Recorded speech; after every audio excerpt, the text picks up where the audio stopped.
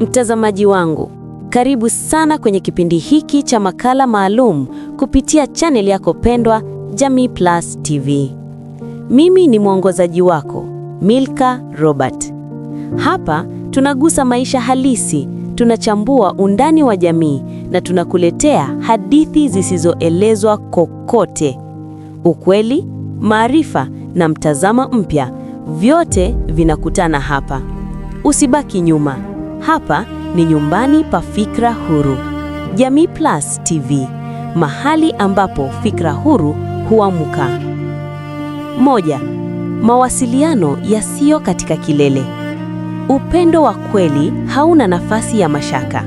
Wapenzi wanapowasiliana kwa uwazi na heshima, wanajenga msingi wa kuaminiana. Hii inamaanisha kushirikiana hisia, mawazo na changamoto bila kuogopa kusema ukweli. 2. Heshima na kutambua mwenzako. Kila mtu anataka kuheshimiwa. Upendo udumu unapokuwa na heshima ya kweli kwa mwenzi, unajenga hali ya amani na furaha. Heshima inamaanisha kuthamini maamuzi yake, ushawishi wake na namna anavyohisi. 3. Kuheshimu wakati na nafasi za mwenzako. Wapenzi wanapoheshimu muda wa kila mmoja na nafasi ya kibinafsi, wanajenga upendo wa kudumu. Hii inahakikisha hakuna mtu anahisi kuteswa au kupoteza uhuru wake. 4. Kushirikiana majukumu na changamoto. Upendo wa kudumu haujengiwi kwa upande mmoja.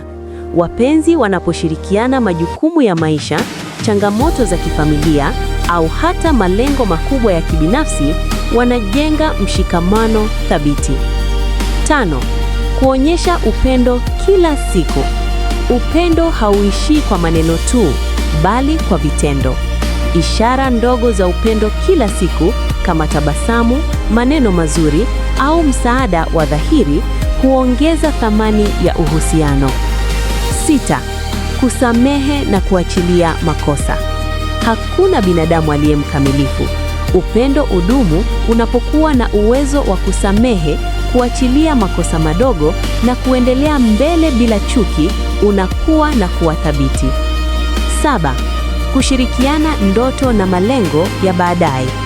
Wapenzi wanaposhirikiana ndoto na malengo ya maisha ya baadaye, wanajenga mtazamo mmoja wa pamoja.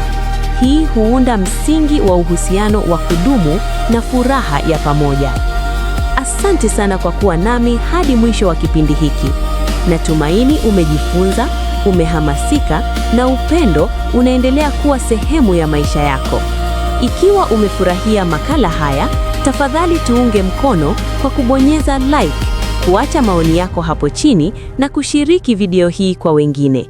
Na kama bado hujajiunga nasi, bonyeza kitufe chekundu cha subscribe kisha gonga kengele ili kila tukapoachia kipindi kipya uwe wa kwanza kupewa taarifa. Hadi wakati mwingine, mimi ni Milka Robert, nikiwaandalia wakala kutoka moyo wa jamii hadi kwenye skrini yako.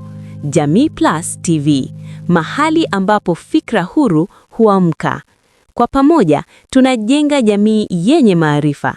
Uwe na wakati mwema.